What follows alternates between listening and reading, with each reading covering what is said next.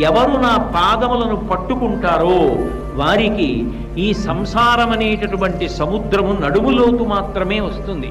వాళ్ళు ఈ సంసారమన్న సముద్రంలో మునిగిపోయి మళ్ళీ పుట్టి మళ్ళీ చచ్చి జనన మరణ చక్రమనందు అదే పనిగా తిరగవలసినటువంటి అగత్యము నుండి విడుదల పొందుతారని చెప్పడానికి వామహస్తంబు కటిభాగమున నుంచి చూపరులకు సంకేతించుచుండ, అలా ఉండమని ఎవరూ చెప్పలేదని, విగ్రహం కాదు, సాక్షాత్తు స్వామి ఇలా పెట్టి చూపిస్తున్నాడు. పైగా ఇలా పెడితే ఏదైనా నేను ఇస్తాను, బెంగపెట్టుకోవద్దని.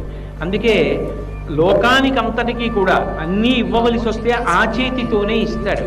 అందుకే అభిషేకం చేసినప్పుడు ఆ చేతి మించి పడిన పదార్థాన్ని పట్టి తీర్థంగా ఇస్తూ ఉంటారు.